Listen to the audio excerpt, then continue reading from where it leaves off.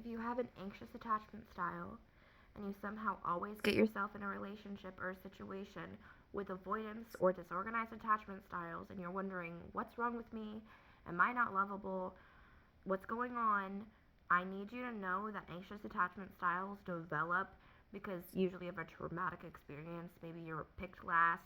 Maybe you were in a loving relationship and you got cheated on and this, that, and the third, and you feel inherently deep down somewhere unlovable.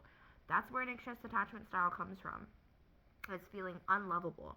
And the reason anxious attachments always go for avoidance or disorganized attachment style is that at their core, somewhere deep down, subconsciously, you are of the thought process of if I can get somebody who is avoidant, who avoids love, intimacy, vulnerability, and like the plague, I finally win a prize of feeling loved and being lovable. Because the ultimate prize for an anxious attachment, whose wound is I am unlovable, is to finally not only be loved and accepted, but be loved and accepted by someone who avoids love like the plague. And you're thinking that's going to heal your little heart and your little wound.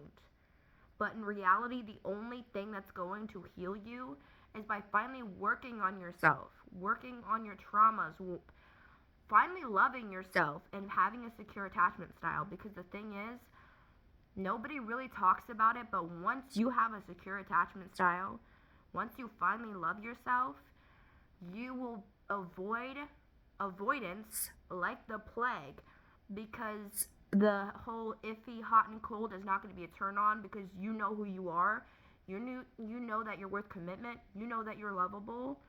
And so the last thing that you want is to spend time and dime on somebody who's unsure about you. And then you're finally gonna start attracting people who are not only good for you and healthy and worked on themselves, but are willing and ready to commit. And here's the last piece of the puzzle that nobody else talks about, is that anxious attachment styles are inherently, subconsciously avoidant of their own feelings.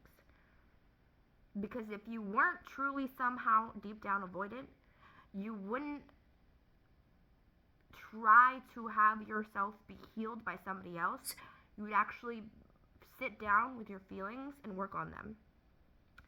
But you are avoidant to yourself. And that's why you have everyone else, avoidance, try to fix you. Because you're avoidant to the own uncomfortability of the feeling of being unloved. Do you understand what I'm saying? What you need to do is sit down by yourself with your own time, on your own dime, with your own mind, and work on yourself. Because the only way you're going to stop getting in these momentary flings, these momentary situationships, people who are hot one day and cold the next, is by working on yourself to the point where you know who you are, you're secure in who you are, and you love yourself to the point you don't even entertain anyone who would make you feel otherwise. But guess what? You're avoidant to your own feelings, and that's why you try to have everyone else patch it up for you, because you're too scared to be vulnerable with yourself. That's my TED Talk for today.